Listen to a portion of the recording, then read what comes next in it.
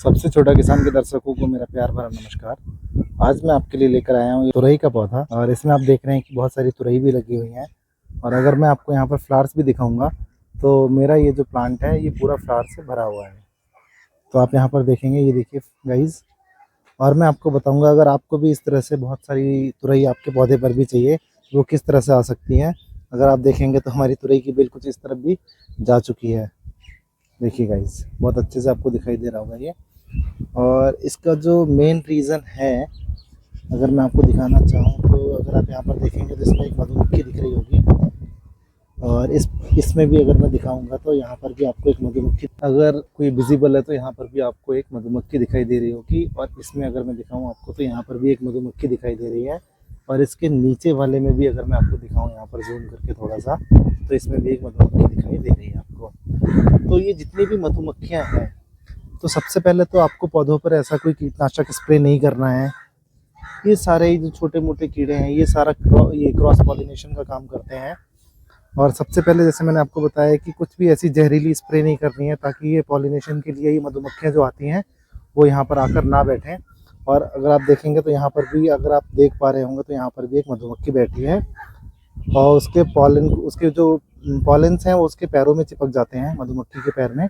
और जब वो फीमेल फ्लावर्स के ऊपर बैठती है तो ये क्रॉस पॉलिनेशन हो जाता है और आपको इस तरह फिर अच्छी अच्छी तुरई आपके पौधे में, या फिर लौकी की बेल है तो आपको वहाँ पर भी अच्छी अच्छी लौकी देखने को मिलेंगी। तो फ्लावरिंग आप देख सकते हैं, यहाँ पर भी देखेंगे मधुमक्खी बैठी हुई है, इसके ऊपर भी अगर आप देखेंगे तो मधुमक्खी बैठी हुई है। तो मैं आपको बार बार यही दिखाना चाह रहा हूँ कि अगर आपको नेचुरली ये सारी चीज़ें करानी है तो आपको ये जहरीली स्प्रे नहीं करनी है पौधों के ऊपर, ताकि आपके यहाँ आकर मधुमक्खियाँ बैठें और क्रॉस पॉलिनेशन अपने आप ही कराएं। और सबसे ज़रूरी चीज़ मैं अभी आपको फिर से बताने वाला हूँ, वो मैं जब ये वीडियो अभी मैं छत के ऊपर से शूट कर रहा हूँ, नीचे जाऊँगा तो मैं आपको बताऊँगा कि किस तरह से आप और ज़्यादा अच्छे से लौकी, तुरई या कोई भी बेल वाली सब्जियाँ आप ज़्यादा से ज़्यादा क्वान्टिटी में ले। तो गाइस, आप एक बार ये थोड़ा सा व्यू देख लीजिए। मुझे थोड़ा सा डर भी लग रहा है वीडियो शूट करते समय। तो कितनी अच्छी फ्लावरिंग हो रही है और ये बिल्कुल 100% नेचुरल और ऑर्गेनिक है। इसमें किसी तरह का स्प्रे नहीं किया। अगर आप कोई भी जहरीला स्प्रे करेंगे तो इस तरह से मधुमक्खियाँ आपके पौधों पर नहीं आकर बैठेंगी। देखिए इसमें भी बैठ, तो लगभग हमारे यहाँ पर 30 से 40% फूल के ऊपर अभी मधुमक्खियाँ बैठी हुई हैं, जो कि बहुत अच्छे से क्रॉस पॉलिनेशन कराती हैं। और हमें कुछ इस तरह से तुरई देखने को मिल रही है। और मैं बाहर साइड से भी दिखाऊंगा जो नई नई तुरई बन, तो हम इसमें से ऑलरेडी हार्वेस्ट भी कर चुके हैं कई बार और हमको नई नई तुरई मिलते जा रही है। बहुत अच्छा है। और ये सिर्फ एक बेल है, वो मैं अभी आपको नीचे से भी शूट करके दिखाऊंगा कि मैक्सिमम तुरई आप किस तरह से ले सकते हैं। तो गाइस, आपको थोड़ा सा जानकारी के लिए बता दूं, ये देखिए, ये जो आपको वीडियो में दिख रहा है और जो मेल फ्लावर्स होते हैं, ये देखिए गाइस, आपके लिए एक मैंने ये फीमेल फ्लावर सर्च करके दिखा रहा हूँ मैं। ये देखिए फीमेल फ्लावर है।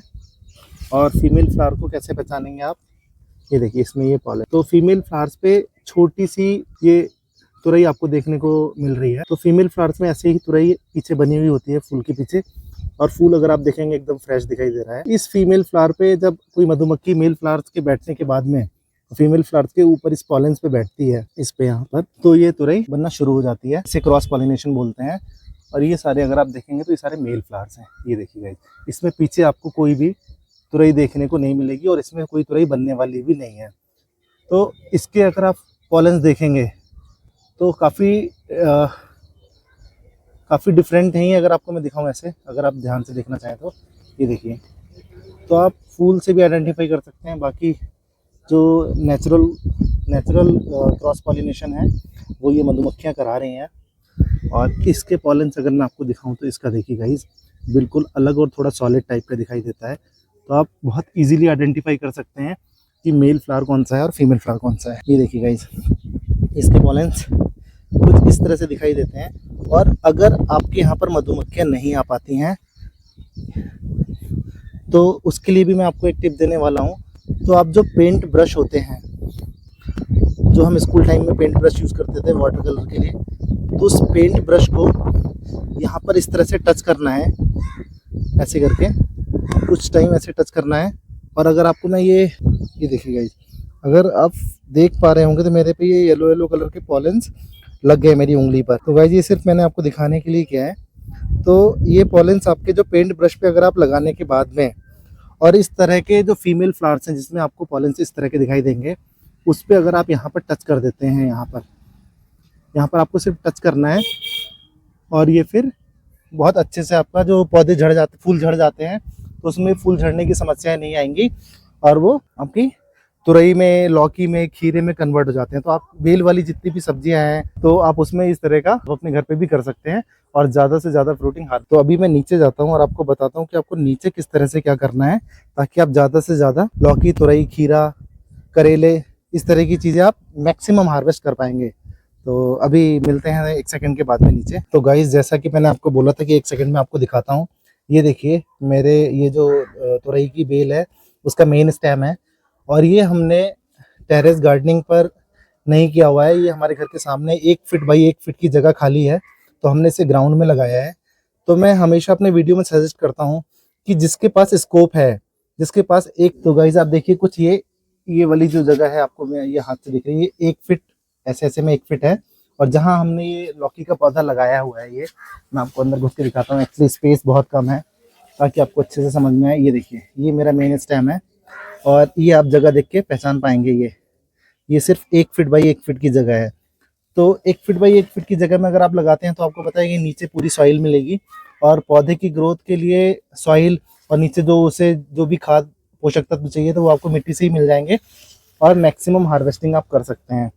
और जिनके पास स्कोप नहीं है वो टेरेस गार्डनिंग करें, अगर जिसके पास स्कोप है तो वो मिट्टी में ही लगाएं ताकि आपको ज़्यादा से ज़्यादा हार्वेस्टिंग मिल पाए। ये देखिए गाइज, ये हमारे यहाँ पर फिर नीचे भी ये तुरई बन रही है और आपको अगर मैं जैसे आपको बोला था, ये देखिए उड़ गई मधुमक्खी, मैंने उसको दिखाना चाहा था आपको तो मधुमक्खी उड़ गई यहाँ से। ये देखिए गाइज, अगर आपको दिखाई दे रहा हो तो एक चिड़िया भी हमारे यहाँ पर, तो ये भी सपोर्ट करते हैं क्रॉस पॉलिनेशन में। सिर्फ उसके पॉलन जो मेल फ्लावर्स के पॉलन होते हैं उससे सिर्फ फीमेल फ्लावर्स के पॉलन में टच कर देना है तो इसकी चोंच में वो लग जाते हैं और इस तरह से भी क्रॉस पॉलिनेशन हो जाता है। तो ये नेचुरल क्रॉस पॉलिनेशन का तरीका है और मैं आपको वैसे भी बता चुका हूँ कि अगर आपको मैनुअली करना है तो आप पेंट ब्रश की हेल्प से कर सकते हैं। बाकी मैं आपको और भी, अगर आपको ज़्यादा, जैसे अगर आप देखेंगे मेरी ये जो तुरई की बेल है तो ये बहुत ज़्यादा एरिया में फैली हुई है, तो ये तरीका भी मैं आपको बताता हूँ। ये मैं आपको पेन और पेपर की हेल्प से बताने वाला हूँ ताकि आप बहुत अच्छे से समझ पाएँ। इसके लिए मैं एक प्रिंट आउट ले लेता हूँ, कलर प्रिंट आउट, ताकि मैं आपको अच्छे से बता पाऊँ।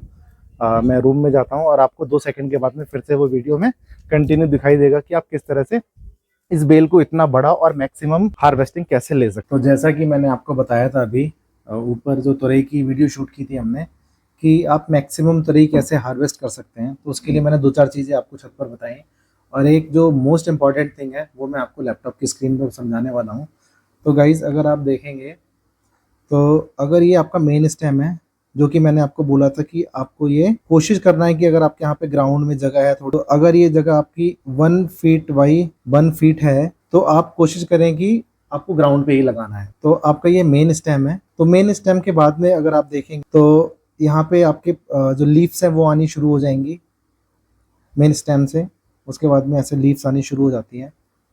तो अभी हम लीव्स बना दे रहे हैं। मेरी ड्राइंग बहुत अच्छी नहीं है बट आप समझ पाएंगे कि मैं क्या समझाना चाह रहा हूँ और आप मैक्सिमम कोई भी वेजिटेबल्स है वो हार्वेस्ट कर सकते हैं जो बेल वाली वेजिटेबल्स हो सकती हैं। जब आपकी बेल 5 फीट की हो जाएगी, 5 फीट की, तो आपको क्या करना है, यहाँ से उसे क्रॉप कर देना है, यहाँ से उसे क्रॉप कर देना है। तो ये आपका फर्स्ट जी कटिंग हो जाएगा। तो ये अगर मैं आपको समझाऊँ यहाँ पे, तो आपका फर्स्ट जी कटिंग हो जाएगा। तो आपका ये फर्स्ट जी कटिंग होने के बाद में इसमें से क्या होगा, तो अभी मैं आपको बताता हूँ कि इसमें क्या होगा। जो ये ब्रांचेस है यहाँ से ये नई ब्रांच निकलेंगी, यहाँ से एक यहाँ से निकलेगी, एक यहाँ से निकलेगी, एक यहाँ से निकलेगी। तो ये 3 ब्रांच, ज़्यादा भी निकल सकती हैं। अब तीन ब्रांचेस निकल गई हैं। तो 3 ब्रांच के बाद में क्या होगा, फिर इसमें जो लीव्स हैं वो इस तरह से आएंगी। इसके बाद में यहाँ पर लीव्स आएंगी, उसके बाद में ये ब्रांच चल रही है, उसके बाद में यहाँ लीफ आएगी, यहाँ लीफ आएगी और यहाँ लीफ। तो ऐसे लीव्स आएंगी, फिर ये ब्रांच यहाँ पर रहेगी ऐसे। सिमिलरली इसमें यहाँ पे लीफ आएगी, यहाँ पे लीफ आएगी, यहाँ पे लीफ आएगी और ये ब्रांच ऐसे चल रही है। तो आपको जो फर्स्ट जी कटिंग हमने यहाँ पे कर दिया था, इसको हम येलो से दिखा दे रहे हैं ताकि दिखे। और बाकी फिर इसके बाद में आपको एक कटिंग यहाँ से कर देनी है, इसको भी हम सर्कल बना देते हैं। और जो हम 3 ब्रांच निकली थी उसकी एक कटिंग यहाँ से कर देनी है और जो तीसरी ब्रांच है उसकी एक कटिंग यहाँ से कर देनी है। तो अभी जो हमारा यहाँ पे जो लीव्स निकली थी, जब हम ऊपर से कटिंग करेंगे तो ये 2G कटिंग कहलाएगी। तो जो पहले हमने मेन स्टेम काटा वो 1G कटिंग हो गई फर्स्ट, और ये सेकंड हो गई। तो अब क्या होगा, जब इसको हम काटेंगे तो ब्रांचेस अब हमारी इसमें से निकलेंगी। अभी हमारी जो ब्रांचेस है वो इसमें से निकलेंगी, यहाँ से निकलेगी, यहाँ से निकलेगी, फिर इसमें से काटेंगे तो ब्रांच यहाँ से निकलेगी। इसको भी हम दूसरे कलर से ले लेते हैं ताकि हमको समझ में आए। ठीक है, ये निकलेगी, यहाँ से निकलेगी ब्रांच, फिर यहाँ से निकलेगी ब्रांच, और इसमें भी जब हम यहाँ से कटिंग कर देंगे तो ब्रांचेस यहाँ से निकलेंगे। आपको पता ही होगा कि जब हम कटिंग करते हैं तो ब्रांचेस कहीं और से निकलना शुरू हो जाता है। तो सपोज इसमें से दो ब्रांच निकलनी शुरू हो गई, इसमें से 2 ब्रांच निकल गई, इसमें से 2 ब्रांच निकल गई। जो मेन हमने काटा था तो इसमें से ब्रांच निकली थी। और इसके बाद में क्या करना है, अभी हमारी 2G कटिंग हो गई। ये वाली जो हमारी कटिंग है ये 2G कटिंग हो गई, ये वाली और ये वाली हमारी ये 2G कटिंग हो गई, 2G 2G कटिंग। तो अब 2G कटिंग के बाद में क्या रहेगा, ये जो हमारी नई ब्रांच निकली हुई है अभी इस पे फुटाव आएगा। तो जब इस पे फुटाव आएगा हमारा, तो इसमें डिफरेंट कलर से बना रहा हूँ मैं ताकि आपको समझ में आए। फिर यहाँ पे लीफ आएंगी, फिर यहाँ पे लीफ आएंगी, फिर इसके बाद यहाँ पे लीफ आएंगी, यहाँ पे लीफ आएंगी। ठीक है, फिर उसके बाद में जब हमारा ये भी 3 से 4 फीट का हो जाएगा तो हम इसमें फिर से कटिंग कर देंगे। तो इसको मैं डिफरेंट कलर से बना देता हूँ, ऑरेंज कलर से। तो एक यहाँ पे, फिर इसके बाद में जो हमने यहाँ कटिंग की हुई थी इसमें भी लीफ आएंगी, इसमें यहाँ लीफ आएंगी, इसमें यहाँ लीफ आएंगी, यहाँ लीफ आएंगी। फिर इसमें जब हम यहाँ पे कटिंग करेंगे तो ये लीफ आ रही है यहाँ पे, ये लीफ है, ये लीफ है। तो ऐसे बहुत सारी लीव्स आती हैं यहाँ पे। सिमिलरली इसमें भी बहुत सारी लीव्स, ऐसे लीव्स आएंगी, इसमें लीव्स आएंगी, इसमें लीव्स आएंगी, इसमें लीव्स आएंगी।